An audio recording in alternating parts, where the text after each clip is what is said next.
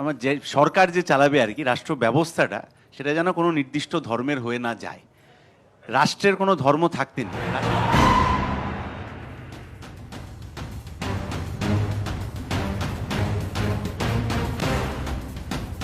নমস্কার, জনতার দরবারে আমি অয়ন আপনাদের জানাই স্বাগত। বলছে বিজেপি এবং তৃণমূল দুদলই বলছে যে রাজনীতি করি না আমরা রাম নিয়ে। আমি আসবো তারপরে কলতান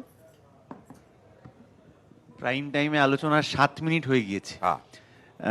দেশ এবং রাজ্যের শাসক দলের নেতা দুজন বলেও ফেলেছে, কিন্তু এই যারা আমরা এখানে বসে রয়েছি অল্প বয়স্ক মধ্যবয়স্ক, তাদের কাজ কোথায় হবে সেইটা নিয়ে প্রাইম টাইমের প্রথমবার সুযোগ পাওয়া দুই বক্তা দেশ এবং রাজ্যের শাসক একটা শব্দ ব্যবহার করেননি। যে প্রতিশ্রুতি ছিল গত দুটো টার্মের সরকারের, যে 2 কোটি বেকারের কাজ, নতুন নতুন কারখানা হবে, এটা হবে ওই হবে, এই যা উৎসাহ উদ্দীপনা ধর্মীয় উৎসব ঘিরে আছে, খুব ভালো, অসুবিধা নেই। বহু আবেগী মানুষ আছেন, ধর্ম বিশ্বাসী মানুষ আছেন, তারা করতে পারেন।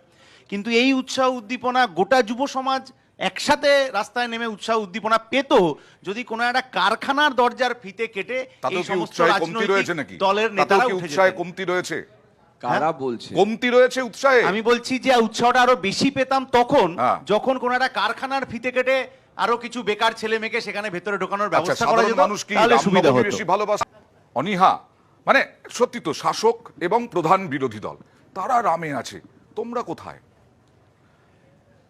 সিপিআইএম এর বরাবরের লক্ষ্য ছিল যে আমার যে সরকার যে চালাবে আর কি রাষ্ট্র ব্যবস্থাটা, সেটা যেন কোনো নির্দিষ্ট ধর্মের হয়ে না যায়।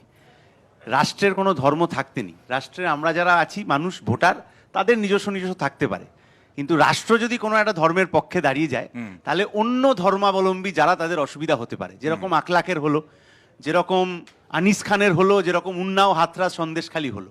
রাষ্ট্রের কোনো ধর্ম থাকা উচিত নয়, এই ভাবনা নিয়েই আমরা চলি। যে কারণে মুখ্যমন্ত্রী বা প্রধানমন্ত্রী যখন এই ধরনের কোনো ধর্মীয় বিষয় নিয়ে উস্কানিমূলক কথা বলেন, তার বিরুদ্ধে আমাদের লড়াইটা থাকে। তার মানে এই স্রোতে তোমরা ভাসবেই না? না, আমরা চাকরি পাওয়ার স্রোতে ভাসতে চাই।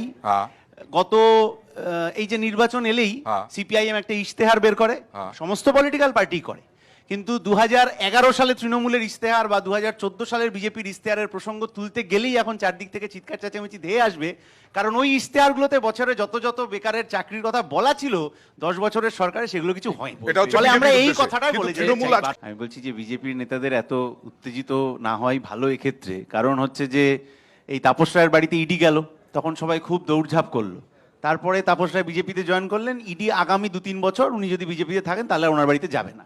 রাজীব কুমারের ক্ষেত্রে একই ব্যাপার, ওই যে 2019 সালে একবার গেছিল, তারপর ইডিও ভুলে গেছে রাজীব কুমারকে, রাজীব কুমারও ভুলে গেছে ইডিকে। তাহলে উদয়নবাবু আজকে আমি দেখলাম যে ওই বিজেপির সাথে যোগাযোগের বিষয়টা অস্বীকার করেন, একটু কৌশলী হয়ে গেছেন যে শুভেন্দু কেন, আমি তো দিল্লির নেতাদের ধরতে পারি। আজ বাদে কাল যদি যোগদান করে ফেলেন তাহলে বিজেপির নেতারা এখন যা বলছেন, তারপরে নিজের কথা নিজেকেই গিলে নিতে হবে, তখন আবার তাকে স্বাগত জানিয়ে ফুলমালা দিয়ে বরণ করবেন। এই সন্দেহ